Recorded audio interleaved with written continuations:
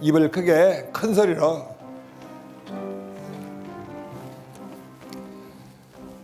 꽃비가 내리네오라 꽃잎 피어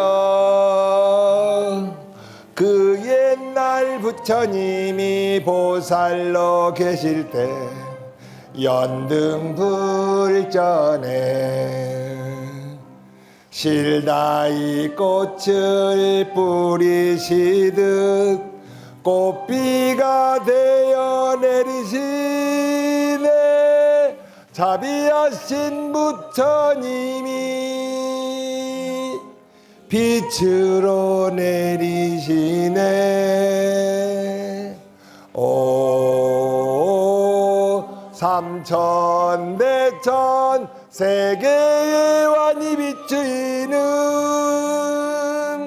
이 빛이여 먼 산 너머에서 바람으로 오십니다. 끝. 반갑습니다. 자, 오늘은 제가 온사에 온 지 그 처음 올 때의 그 장면이 아주 아름다운 이야기 같은 생각이 들어서 여러분과 이제 공유하고자 합니다. 저는 이제 출가를 범어사로 했는데 왜 범어사로 했는가? 첫 번째는 선찰 대본산 참선 수행에서 그 마음을 밝히고 도를 그 공부하는 분들이 많은 도량이다. 두 번째, 제 고향은 전라북도 고창이라고 그랬잖아요. 또 사는 곳은 서울이었어요. 그러니까는 출가했다가 집으로 돌아가면 안 되거든요. 이게 고향에서도 벌고 집에서 먼 데가 부산이지 않습니까? 그래서 부산으로 이제 출가를 했고, 그래서 이제 범어사에 있다가 저인사 스님께서 이제 운사에 가 있어라. 그래서 제가 이제 운사를 올라오는데, 지금은 이 모라에 신도시가 들어와가지고 아파트도 많고 시가지가 발전했는데, 제가 올 때는 세민약국이라고 있었어요. 동사무소 반대편 세민약국이 있었고, 그 세민약국 골목이 운사로 올라오는 아주 큰 골목이었어요. 그래서 이제 그 골목을 통과해가지고 논과 밭을 지나고 또 산 중턱쯤에 와서는 이제 그서부터 이제 산길이 시작되는 거예요. 소나무가 많은 산길. 그리고 계곡에는 물이 흐르고 있었습니다. 근데 어떤 할아버지께서 길을 이렇게 손보시는 거예요. 길을. 아무도 없는 깊은 산 속에. 그러니까는 그 큰 길에서 절까지 오는 게 4km거든요. 그럼 1시간 거리거든요. 그리고 그때는 지금처럼 도로가 안 좋아서 사람들의 그 인적이 드문 산길임에도 불구하고 할아버지 한 분이 괭이를 들고 길을 고치는데 제가 와도 보지도 않아요. 길만 고치세요. 그래서 할아버지 여기서 뭐 하세요? 아무도 없는데 그랬더니 뭐 하긴 길 고치죠. 그러는 거예요. 누가 고치라겠는데요? 그랬더니 누가 시키긴 내가 하는 거지. 그러면서 그렇게 자기 일에 열심히 하세요. 이제 절에 올라왔는데 그 기억이 아주 오래오래 남아 있습니다. 이제 절에 오니까 또 어떤 불자님이 우리 그 후원, 절에서는 주방이라고 하고 후원이라고 그러는데 후원에서 헛되는 일을 다 도와주시는 거예요. 그래서 이제 여쭤봤더니 그분이 오르막 보살이라고 그래요. 오르막 보살. 왜 오르막이냐 여쭤봤더니 철뚝길 그 위에 쪽에 약간 오르막에 사셔서 오르막 보살이라고 그래요. 그러니까는 사는 것도 중요해요. 어디서 사느냐. 여러분은 모라보살이세요? 쿠퍼보살이세요? 그래가지고 보살님은 여자 보살님이기 때문에 주방에 허드렛 일이나 행사 날 전부 다 일을 하시는 거예요. 또 이제 거사님은 그 할아버지는 또 그때는 우리 운사에 지금 종무소짜리쯤에 감나무가 2개 있었어요. 큰 감나무. 그러니까는 이제 그 감을 그분이 또 따주시는 거예요. 그래가지고 따가지고 항아리에다가 감 한 들금, 지푸라기 한 들금 넣어서 그걸 저장해 놓으셔서 겨울 내내 이제 필요할 때 꺼내서 먹게끔 해주시고 그래서 오래오래 기억이 났었어요. 지난번 제가 종무소에 앉아 있는데 어떤 67 정도 되시는 불자님께서 우리 종무소에 들어오더니 스님 인사 받으십시오. 그래서 누구신데 인사하십니까? 그랬더니 일단 인사 받으시라는 거예요. 그래서 저도 같이 삼배를 했어요. 그랬더니 스님, 제가 오르막보살 딸입니다. 이야. 그러니까는 제가 여기 살 때 그분은 30 몇 살의 젊은 세대이기 때문에 절에 못 오고 밖에서 부지런히 살아서 절을 본 적이 없죠. 근데 어머니가 늘 어머니께서 범일스님 했다는 거예요. 그래서 머리에 남아 있어서 이제 늘 범일 스님께 궁금하고, 근데 텔레비에 제가 나오더라네요. 그래가지고 저분이구나 해서 인사하러 찾아왔어요. 그리고 이제 그분은 지금 뭐 부산에 홍법사를 다니시는데 여전히 신심 깊게 신행생활을 하고, 아이들은 다 잘 돼갖고 의사도 있고 공무원도 있으면서 잘 됐고, 아들 넷에 딸 둘인데 다 잘 됐다고 그래요. 우리가 이 얘기를 통해서 우리는 무엇을 먹고 사냐면은, 육신은 음식을 먹고 살지만 마음은 과거의 아름다운 추억을 먹고 살아요. 친구들도 오래된 친구가 좋습니다. 왜냐? 오래된 친구는 정보를 많이 공유하기 때문에 같이 대화가 되거든요. 그래서 친구가 이제 옛날 친구가 좋다는 것이죠. 그래서 이제 그분이 그렇게 했는데, 그 뒤로 또 제가 여쭤봤어요. 어머니는 언제 열반하셨습니까? 했더니 3년 전에 열반하셨다고 그러네. 근데 우리는요, 누구를 방문하고 무지무지 바쁘잖아요. 바쁘기 때문에, 그래가지고 이제 어머니는 우리 은사 스님께서 이제 그 보살님은 이제 선방을 좀 다니세요라고 해가지고 전국의 선원을 그렇게 많이 다니셨답니다. 이게 평생 이제 연세 드셔서는 선방만 다니는 선방 보살님으로 사셨고, 그 할아버지께서는 연로하셔가지고 하루만 아프고 돌아가셨대요. 하루만 아프고. 그러니까 얼마나 멋있습니까? 여기 우리는 기도하시고 수행하시는 분 아닙니까? 그러니까는 이제, 그리고 하루 이틀 아픈 게 좋아요. 돌아가실 때. 왜 아파야 되냐? 아파야, 이제 아프면 뭔 생각을 해요? 많이 아프면 숨을 잘 안 쉬어지면은 내가 죽을란 게비요. 그래서 자기의 죽음을 인정해야 돼요. 그래야 이 생을 다 정리하고 새로운 삶으로 갈 수 있거든요. 그래서 우리는 하루 이틀 아픈 게 좋다. 너무나 오래 아프면 안 되죠. 그래서 이제 그 오르막 보살님, 거사님은 평생을 봉사하시고 무일푼으로 출발하셨는데 아들 6남매를 잘 키우고 아름답게 사시다가 가셔서 지금까지도 여기 이제 제가 어느덧 주지스님이 됐는데, 저의 뇌 속에는 그분의 아름다운 기억들이 지금도 오래오래 남아있죠. 우리 불자님께서는 이제 오늘 배우는 것이 그런 대목이 나오는데, 베풀고 살자, 양보하고 살자, 좋은 일하고 살자. 그래서 훗날 누구에게나 좋은 기억이 남는 거죠. 저는 이런 본문도 들었습니다. 며느리하고 시어머니가 집에서 살림을 하는데, 이제 손님이 왔어요. 집에 손님이 왔는데 시어머니가 며느리한테 아가야, 그 김천지가 엊그저께 돌아가셨다는데 어디 갔는지 보고 오너라 그러시더라는 거예요. 돌아가셨다는데. 그러니까 추상집을 다녀오라는 말씀이시죠. 그래서 이제 며느리가 내 어머니하고 이제 갔다 왔는데, 어머니, 그분은 좋은 데 가셨어요. 그래. 그럴 것이다. 그분이 그럴 것이다. 하면서는 아주 편안한 대화를 해서, 손님이 희한하잖아요. 사람이 죽었는데 어디 갔는가 보고를 하겠는데 아주 좋은 데 갔다 온단 말이에요. 그래서 어떻게 해서 그렇게들 말씀을 하시는지요? 라고 했더니, 거기 상가집에 갔더니 모든 하객들이 이구동성으로 참 좋은 사람 죽었다. 그분은 좋은 데 갈 것 같아. 라고 모두가 그렇게 말하더라는 거예요. 그러니까는 민심이 전심이라고 하지 않습니까? 그러니 어디 가겠어요? 좋은 데 가셔야지. 이제 그렇게 말을 들으려면 평상시에 양보하고 보시하고 말 한마디라도 감사한 말하고 그렇게 하셔야 된다는 얘기죠. 제일 멋없는 인사가 무슨 인사인지 아세요? 제일 멋없는 인사? 자, 모처럼 만났어요. 야, 너 왜 이렇게 늙었냐? 아주 복상 늙었네. 그렇게 인사하면은 너는 안 늙은 줄 아냐? 이렇게 싸운다니까. 자, 우리는 누구 만나면 어떻게 인사해야 돼요? 야, 너 얼굴이 너무나 예뻐졌다. 이렇게. 저는 어저께 그 통과책 아시죠? 거기에 보면 부끄러움이라는 글이 있어요. 제가 17살 중학교 졸업하고 이제 고등학교 가기 전에 시골집에서 친척 누나네 집을, 저는 3살 차이인 줄 알았더니 어제 확인해보니까 2살 차이더라고요. 근데 그 누나네 집을 맨날 놀러 갔어요. 그 잠깐 한두 달 사이, 이제 방학 때니까. 근데 이제 뭐 누나네 아빠나 엄마나 어르신들이나 누가 아무도 뭐라 안 해서 저는 다녀도 되는 줄 알았어요. 그래서 열심히 놀러 다녔는데 어느 날 서울에 살던 형이 내려와서 편지를 보여주는데, 오빠 인사이가 너무나 자주 놀러 오니까 말씀 좀 잘해주세요 라고. 얼마나 창피해요 제가. 야, 그래가지고 우리 형은 그때 뭐라 하시냐면은, 이제 내 동생아, 가까울수록 예의를 지켜야 한다.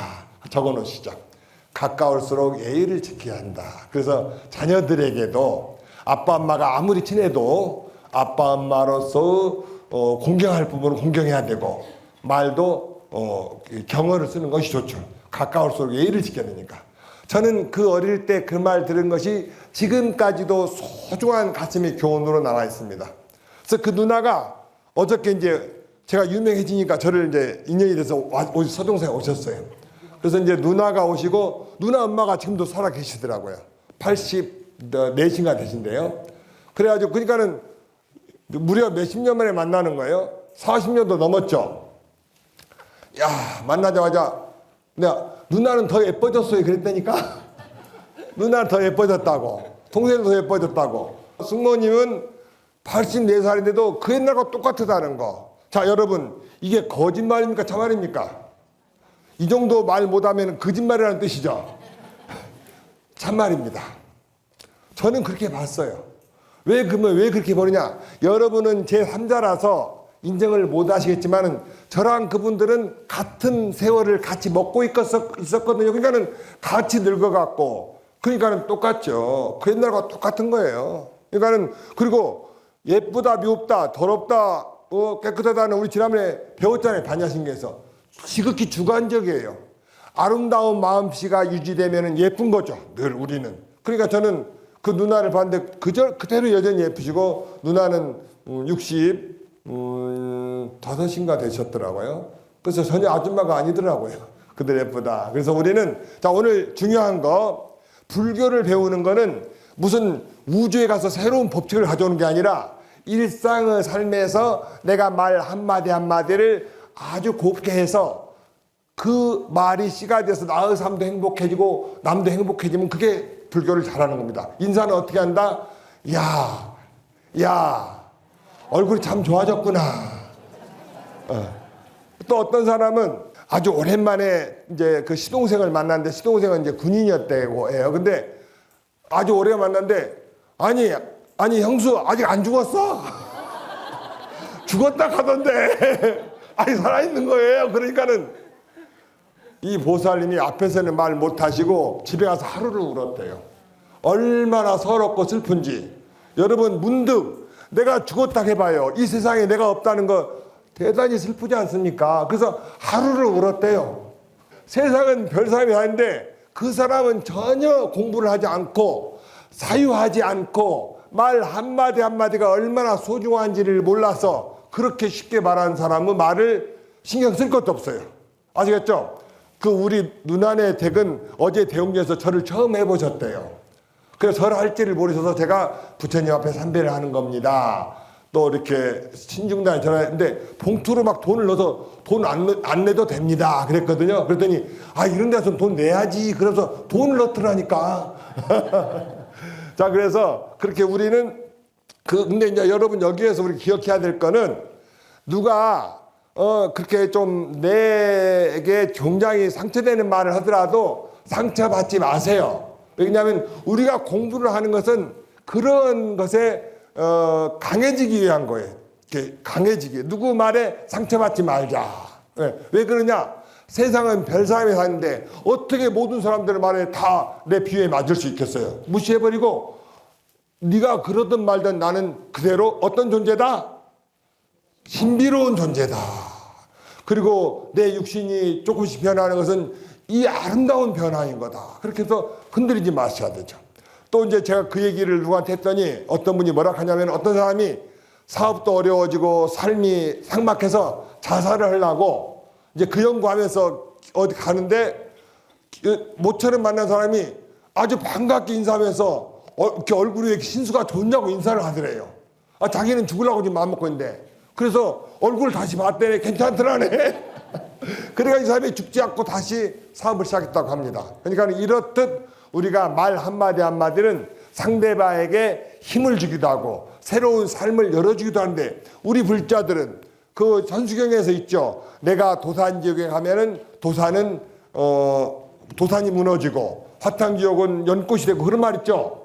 그런 것처럼 나와 누구를 만나면 내가 가는 그 모임은 나로 인해서 모임이 화기애애해지고 즐거워지고 행복되는 그런 내가 되게 해주십시오라고 우리는 그럴 필요가 있는 것이죠. 그래서 오늘 그 말 한마디 그래서 아주 중요한 얘기를 한번 해봤습니다. 자, 이제 오늘은 이제 대승불교의 공부를 하는데요. 우리 교재는 90쪽입니다. 자, 부처님이 열반하시고 나서 약 200년까지는 부파불교, 뭐 근본불교, 원시불교 이런 용어들로 쓰는데, 이때의 부파불교의 특징은 부처님을 너무나 신격화하고 또 스님들은 개인의 수행 위주로 이렇게 집중되는 성향이 있었어요. 그러다 보니까 자연스럽게 이 생활불교가 나타나게 된 거죠. 즉 대승불교는 저는 생활불교라고 말하고 싶어요. 생활불교다. 우리의 삶 속에 부처님의 가르침이 녹아 있어서 우리의 삶을 행복하게 깨달음으로 그런 삶으로 만들어가는 대승불교다라는 그런 이제 말씀을 드립니다. 그래서 이제 대승불교가 나타나면서 91쪽 보시면은 부처님은 육신으로서 열반해서 끝난 게 아니라 부처님의 가르침이 남아있고 영원히 남아있고, 그래서 불신은 한 7번째 줄 비로자랍을 나와있죠. 법신불이라고. 예. 그래서 부처님은 진리가 있는 분이시기 때문에 영원히 우리와 함께 계신다라는 불신, 이제 법신으로 이제 발전하게 됩니다. 그리고 그 아래 이제 신앙 형태를 보시면은, 신앙 형태는 출가승의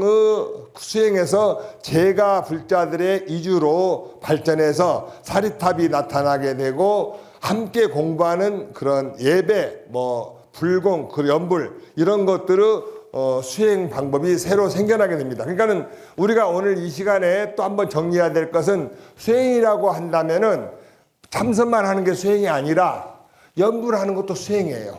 그래서 연불, 관세음보살, 또 지장보살, 나무아미타불. 여러분, 나무아미타불이 뭔지 혹시 아세요? 제가 여러분이 불교대학이라는 걸 까먹고 잊어버리고 너무나 수준 높은 불로 생각을 했던 것 같아요. 그래서 나무아미타불은 당연히 아실 것으로 생각했어요. 다 아세요? 이 정도 대답이면 모르시는 거죠. 나무아미타불. 자, 제가 나무아미타불을 한문으로 써볼게요. 자, 나무아미타불. 이게 원래 읽으면 나무, 아미타, 불. 나무는 남쪽에는 없다, 그 뜻이에요? 아니죠. 이거는 말만 빌려온 거지 의미가 없고, 귀하다, 의지하다 그 뜻이에요. 나무라는 뜻은. 그래서 나무 석가모니 불은 석가모니 부처님께 귀합니다. 나무 미륵 불은 미륵 부처님께 귀, 그런 뜻으로 귀하다. 아미타는 두 가지 뜻을 품고 있어요. 하나는 광명이다. 광명, 빛이다. 또 하나는 한량없는 세월이다. 그런 뜻이에요. 한량없는 세월이다. 그리고 이 부처 부자는 누구나 다 쓸 수 있는 부처 불자. 그래서 이 말을 번역하면 아미타 부처님께 귀합니다. 의지합니다. 그런 뜻이 나무아미타불이에요. 그러면 스님 왜 나무아미타불 관세음보살 하나요? 라고 하면은, 이 아미타 부처님은 양쪽에 관세음보살님과 대세지보살님이 항상 수행을 하세요. 같이 모시고 다니세요. 그러니까는 이제 우리가 이제 대통령 만나기는 어렵지만 비서실장은 또 만날 수 있는 확률이 높잖아요. 그럴 때, 그래서 이제 우리는 아미타 부처님이 좀 어려우면은 관세음보살님을 가깝게 생각해서 관세음보살 기도를 하는 거죠. 역시 대세지보살도 마찬가지. 그래서 이제 그런 뜻입니다. 나무 아미타불. 그래서 여기에다가 여기다 이름을 넣으면 다 누구나 부처가 돼요. 나무 절을 넣으면 어떻게 돼요? 범일불. 그래서 삼천불 명호의 그 많은 이름들은 우리들의 누군가의 이름이 들어가 있는 거나 마찬가지입니다. 그러니까 우리 불교의 이대한 점은 누구나 다 부처가 될 수 있다라고 하는 거예요. 그래서 이렇게 이 가운데 이름만 바꾸면 돼요. 그래서 나무아미타불은 이제 정리가 됐죠. 자, 그래서 부처님은 이제 그런 그래서 연불하는 거, 또 절하는 거, 저는 그 절하는 것이 우리 불자들에게 제일 좋은 기도 방법이다 생각을 합니다. 물론 절할 수 있는 상황이었을 때, 왜냐하면 절하면은 나를 늘 낮추기 때문에, 또 기도하기 때문에 내 업장을 소멸하고 복을 짓는 거죠. 복을 짓는 거. 저기 스님들이 출가하면은 그 절에 후원해서 설거지하고 불을 떼서 밥을 하고 식기를 세척하고 하는데, 그런 것들을 일련의 행동들 약 1년 정도를 하면은 그 공덕으로 평생 공양을 받아 먹을다라는 말이 있거든요. 그래서 그런 절하는 거나 그런 것이 그게 복을 짓는다. 그래서 이제 그 절하는 것도 중요한 수행 중에 하나입니다. 자, 그 다음에 이제 세 번째로 가면은 부파불교 시대에는, 부파라는 뜻은 부처님의 그 제자들 중에서 파가 많이 나누어졌다 그 뜻입니다. 부파. 파가 18개, 20개 그렇게 나누어져 있어서 부파, 파가 많이 나누어져 있다. 이 파가 나누어지게 된 배경은 이제 계율의 해석으로 나누어졌다. 그런데 이 부파불교 시대에는 주로 실천하는 수행이 뭐냐면은 팔정도예요. 팔정도. 팔정도는 어디서 나왔느냐? 사성제에서 사성제를 해결하기 위한 방법이 팔정도입니다. 그럼 사성제는 뭐냐? 사성제는 고진멸도죠. 한번 해보세요. 고진멸도. 고진멸도. 예, 고진멸도에서 고는 사고팔고라고 해요. 사고팔고. 고가 고통이거든요. 고통. 그러면 무엇이 사고냐? 생로병사. 사람은 태어나면 누구나 늙고 병들고 죽어간다. 그리고 뭐 갖고 싶은 거를 갖지 못하는 거, 사랑하는 사람과는 반드시 헤어져야 되는 거, 또 미운 사람과는 만나야 되고, 우리 몸이 끊임없이 번뇌를 가져다 준다고 하는, 근데 이런 것들을 해결하는 것이 팔정도예요. 그래서 우리가 외우는 방법도 말씀드렸죠. 견사유 어업 명정진 염정. 한번 해볼까요? 견사유 어업 명정진 염정. 이제 이 중에서 저는 여러분에게 강조드리고 싶은 것이 정견, 바르게 보자. 바르게 보자. 정견. 그 다음에 이제 정어, 말을, 고운 말을 쓰자. 이런 말씀을 강조하고 싶습니다. 그리고 이제 이게 부파불교 수행이라고 그랬죠. 팔정도가. 그러면 대승불교에서 수행은 무엇이냐면은 육바라밀이에요. 자, 육바라밀. 육바라밀. 육바라밀이 대승, 즉 현재의 불교의 수행 방법이죠. 그럼 육바라밀이 뭐냐? 6가지 열반으로 가는 방법이다, 이런 뜻이죠. 그러면 뭐냐? 제일 첫 번째 보시. 예, 보시. 보시는요, 베푸는 거예요. 남에게 베푸는 거. 여기 이제 그 다음 쪽을 보시면은 보시에는 3가지가 있으니, 첫째는 법시. 두 번째 줄 좀 그어 놓으시죠.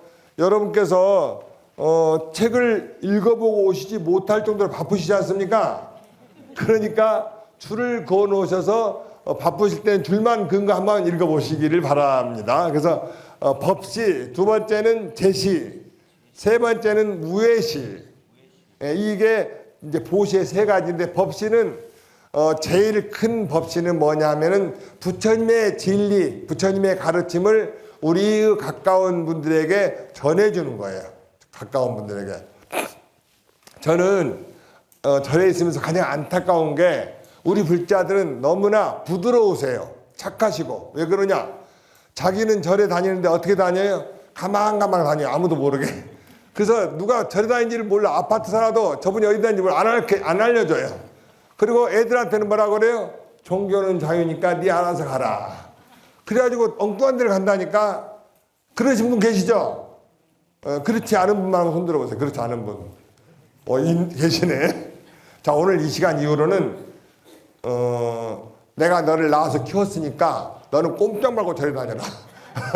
저 따라서 해볼까요? 내가 너를 낳아서 키웠고 가르쳤으니 너는 꼼짝 말고 절에 다녀라.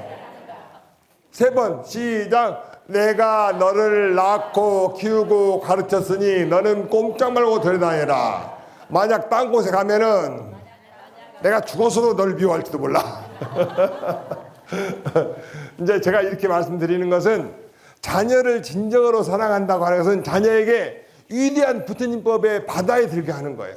그러면 지혜로워져서 삶을 행복하게 살 것이고 나날이 좋아질 것이니, 부모가 주는 가장 큰 선물은 너를 낳아준 것도 있지만은 부처님의 가르침을 알게 해주는 거죠. 아셨죠? 예, 꼭 그러세요.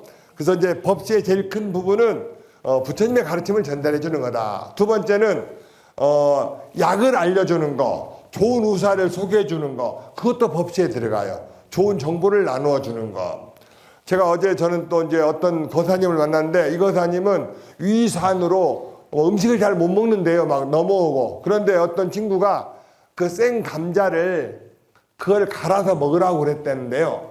그거 먹고는 그렇게 급격하게 위장이 좋아져가지고 얼굴이 많이 좋아졌다고. 이런 경우에도 법시의 일종으로 들어갈 수 있습니다. 좋은 정보를 전해주는 거. 그렇게. 자, 그 다음에 두 번째 제시.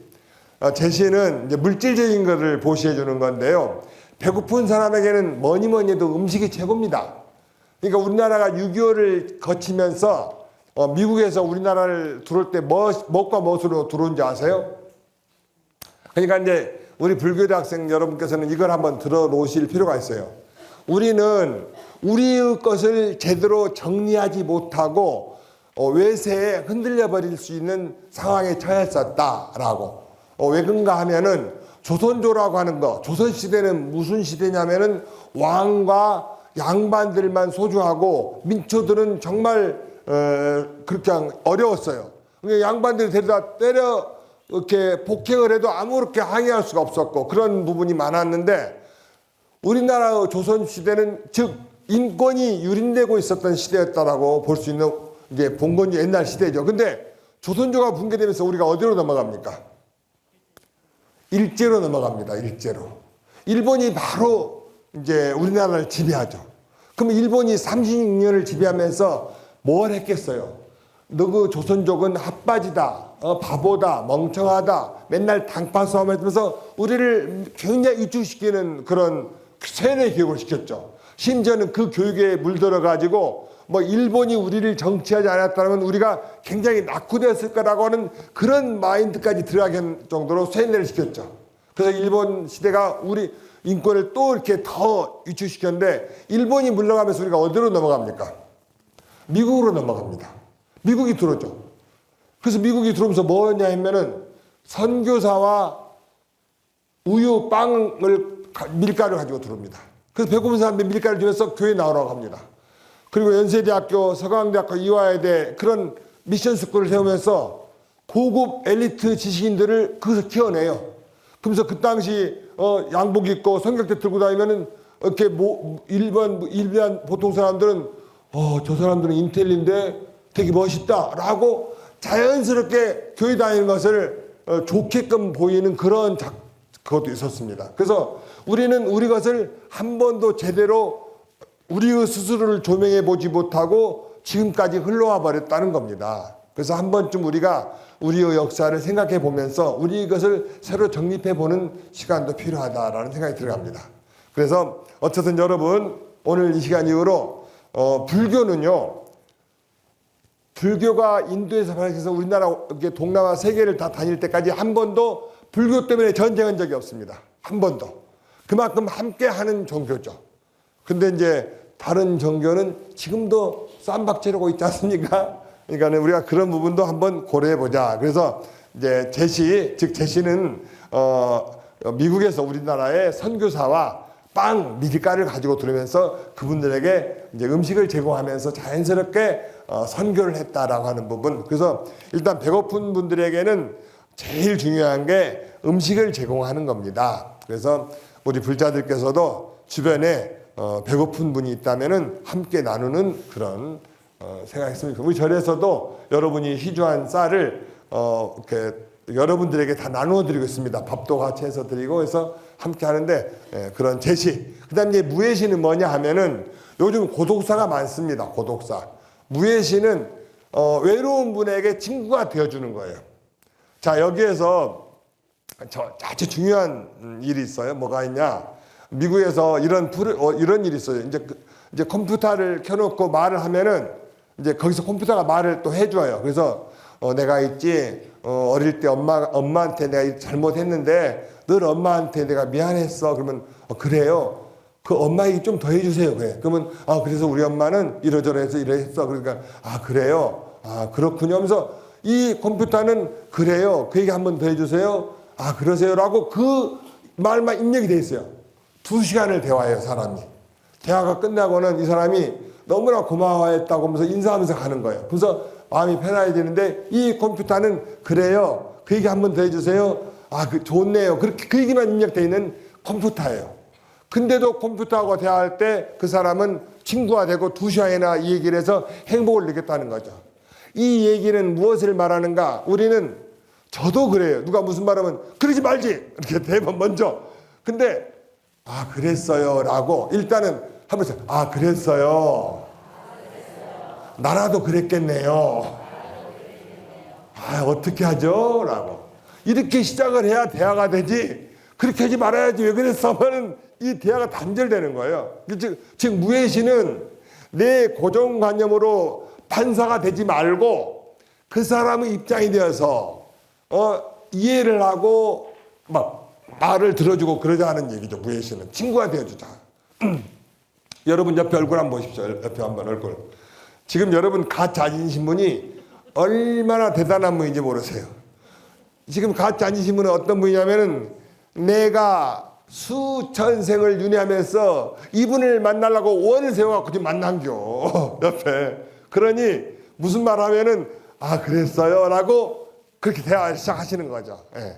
그래서 우리가 정말 좋은 인으로 더욱더 만들어가는 거죠. 그래서 특히 이제 우리가 법시가 중요하고 제시가 중요하지만은 이 시대에는 다들 외롭습니다. 외롭기 때문에 무예시도 중요합니다. 여러분 혹시 너무나 외로우면은 저한테 문자 오죠? 그리 전화하세요. 그러면은 제가 또 대화를 해드리겠습니다. 자, 보시는 이러하다. 자, 지게는 계율을 지킨다 그런 얘기인데 이 계율을 지키는 거는요, 우리가 하늘로 올라가는 데는 사다리가 필요하다고 한다면은 계율은 사다리라고 할 수 있습니다. 예, 즉 도를 깨닫거나 수행의 깊이가 깊어가기 위해서는 계율을 지키는 것이다라고 해서 계율은 이제 그런 뜻으로도 사용을 하고 또 더 넓은 의미로는 사회를 지탱하는 가장 기본입니다. 사회를 지탱하는 기본. 최소한의 기본을 지켜야 되는데 이거를 억지로 하는 게 아니라 우러나서 해야 되면 좋겠다. 그래서 부처님 우리 그 불교의 계율은요 어떻게 생겼느냐면은 이제 부처님 제자들이 뭔 일하다가 이제 이렇게 다투게 돼요. 다투게 되면 그때 하나씩 이렇게 하지 말라 해서 생긴 것이 계율이기 때문에 우리가 계율의 처음 그 취지를 잊지 말자라는 그런 생각입니다. 자, 그다음에 이제 인욕이 정말 중요합니다. 인욕은 참는 거예요. 참는 거. 이제 저기 중국에서 여러분 혹시 백인당중 유태화라는 글을 보신 적 있으세요? 한번 보시죠, 이게. 자, 하면 백인당중 유태화 시작. 백인당중 유태화. 여러분 제가 왜 따라서 하세요 하는지 아세요? 공부를 하도 안 해서 여기서 또 한 번씩 따라서 해야만 남으니까 머릿속에. 그래서 입으로 하고 하면은 남거든요. 다시 하면 백인당중 유태화. 이 글은 안중근 의사께서 그 감옥에서 이 글을 써서 나눠주어서 더 유명한 글이기도 해요. 근데 원래는 이 글이 당나라 때 고종이라는 당나라 황제가 어디 그 태산에 가서 제사를 지내고 내려오는데 장공해라는 집안에서 무려 9대가 한 번도 싸우지 않고 화목하게 살아서 워낙에 유명한 집이 있었어요. 그래서 그 집에 가서 이 댁은 어떻게 9대가 그러니까 270년 한 300년 정도를 아무런 사고 없이 잘 살았다는 그 집인데 그렇게 이렇게 집안이 태평하고 화목할 수 있습니까? 라고 물어봤더니 그분이 뭐라고 말을 하냐 하면은 어른을 공경할 줄 알고 젊은이가 함부로 하지 않게 가르쳤다라고 했다고 합니다. 그러면서 그분이 뭐라고 하냐면은 그 비결을 좀 알려달라고 했더니 비결이 뭐냐면은 자물인자를 이 자물인자 있죠? 자물인자. 이 자물인자가 칼도변인데 자물인자를 100장을 써주더랍니다. 100장을. 이야, 대단하죠? 그래서 백인이 나온 거예요. 즉, 아무리 화가 나도 100번을 참으면은 그 집안에는 크게 태평할 것이다. 크게 평화로울 것이다. 라는 거. 그리고 이제 이 글 앞에는 일근천하문안사. 시작. 일근천하문안사. 한 번 부지런하면은 천하에 어려움이 없다 이겁니다. 그러니까는 부지런한 것이 최고로 또 좋은 거죠. 부지런한 사람은 아주 참 복을 받는 겁니다. 그래서 이제 일근 전하 문안사, 그래서 이 당고종 황제가 그 집에다가 자기의 친필로 일근 천하 문안사 백인방중 유태화라는 글을 써주어서 이제 그 글이 지금까지 남아있는데, 인욕이라고 하는 것은 이렇게 100번을 참는 거. 성공하고 싶다. 이게 남편이나 뭐 우리 불자님들께서 사업을 하든 직장 다니든 성공하고 싶다면은 가장 큰 비법이 뭐냐? 어떠한 경우라도 절대 나의 화내 모습을 보여주지 말자. 근데 안 보여주면 어떻게 해야 돼요? 화를 안 내면 되죠. 왜 그런가 하면은 화낸 모습은 그 사람은 뇌리에 박혀가지고 빼낼 수가 없어요. 그래서 늘 화난 모습이 기억이 나서 성공하는데 최대의 걸림돌입니다. 그래서 자그마한 마트를 하던 사업을 하던 사장, CEO나 운영자는 화내서는 위대한 성공을 할 수 없습니다. 지금 여러분 뭐 여기 뭐냐 갑질 나오죠. 갑질 다 그게 화내서 나오는 거잖아요. 그러니까는 여기 혹시 우리 불자미에서 대기업의 CEO가 관계된 분들은 전부 다 어디로 데려와야 돼요? 운사로 데려와야 돼요. 그래서 이 백인 당중 유태화를 배워야 됩니다. 왜 그러냐? 낸다고 해서 좋아질 것도 없거든요. 원래 일어나는, 그러니까 우리가 그래서 그만큼 이 성공하려면은 화내지 말아야 된다. 성공하려면은. 옛날 어떤 집에 옛날이에요. 이제 옛날 아주 이렇게 딸들은 아버지가 아주 혼내면은 꼼짝도 못하고 시집가려면 가야 되는 그런 시대에 이제 그 동네에 아주 유지되는 그 딸이 처녀가 아기를 임신을 해버렸어요. 임신을 해가지고 이제 그 엄한 아버지가 죽일 듯이 이제 닥달을 하는 거죠. 집안에 이게 무슨 망신이고 너 누구랑 이렇게 물어봤어요. 그랬더니 집대 스님하고 했다고. 그러니까 이 기가 막혀가지고 할 말이 없는 거예요. 그래서 이 스님 그 집이 아주 독실한 신도인데 거기 가서 그 큰 스님한테 어떻게 그럴 수 있냐고 막 온갖 악설을 다 해고 내놨다는 거야. 그래가지고 이제 세월에 가서 아기를 낳고 키워서 그 동네 총각이 이제 과거를 급제하고 왔고 인산으로 오던 애예요. 몇 년 지나서. 그러면서 그때 하는 말이 그 애는 제 얘기입니다. 그러니까는 왜 그때 얘기를 하는데 그때 얘기면 다 죽일 거 아닙니까? 때려 죽일 거 아닙니까? 그런 얘기냐면 벼슬도 못하고 백만 모수만데 누가 좋아하겠어요? 스님이라고 하면 죽이지는 않을 것 같아서.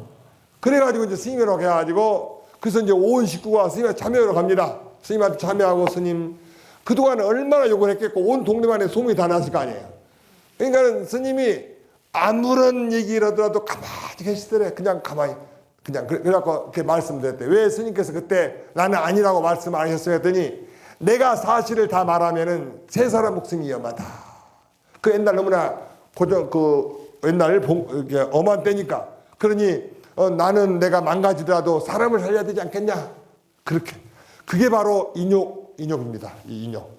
박수 한번 치시죠. 네. 그러니까 이제 앞으로 이 동네에서 스님 소문 나더라도 자, 소문 나더라도 뭔가 깊은 뜻이 있나 보다. 저 그렇게 계셔야 돼요. 왜냐하면 세상은 내 눈으로 확인돼도 알 수 없는 게 많아요. 내 눈으로 확인해도 내가 억지로 참는 게 아니라 더 큰 사랑을 위해서 참는 거죠. 그리고 참는 게 아니라 우리 불자들은 참는 게 아니라 어떻게 생각을 해야 돼요? 긍정적으로 생각하자 이거죠. 그래서 제가 소금 중에서도 소금은 3%가 바닷물을 표현하는데 3%가 바닷물을 썩지 않게 하지 않습니까? 우리의 마음에도 긍정의 소금을 저장하자 했죠. 그래서 어떠한 얘기가 들어오더라도 긍정적으로 어떻게 하자? 간해버리자. 해보세요. 긍정적으로 간을 해버리자. 그러면 내 속이 안 썩잖아요. 내 마음이 안 썩고 그 스트레스 안 받죠. 그래서 우리는 참는 게 아니라 긍정적으로 간을 해버리죠. 써놓으시죠. 긍정적으로 간을 하자. 네, 그렇게 하시면 좋겠습니다. 네, 그래서 이제 그 인욕이 정말 중요합니다. 네. 그리고요, 또 이런 얘기도 있어요. 어떤 스님이 산에서 혼자 참선을 하시는데 이제 바람이 불어갖고 소나무 이파리가 눈을 찔렀어요. 그러니까 혼자 막 화를 냈어요. 저놈의 소나무가 왜 꼭 내 눈에 맞아가지고 막 성질을 냈는데 이 스님이 세월아 죽었는데 그 산에 뱀 독사로 태어났답니다. 그래서 절에 와가지고 자기의 꼬리로 글을 써요. 마당에다가. 후에 이 도량에서 공부하는 수행자들이여 어떠한 일이 있더라도 화내지 말라. 한 번 화낸 것으로 40년 공부가 다 망가졌다라고. 그만큼 화내는 것은 모든 수행의 가장 큰 장애입니다. 그래서 우리 불자들께서는 이제 집에서는 말할 것도 없고 회사에서도 절에 오셔서도 화내시면은 기도비 낸 것 빵이에요. 기도비 낸 거. 그리고 절한 거 빵이에요. 아셨죠? 자, 합장.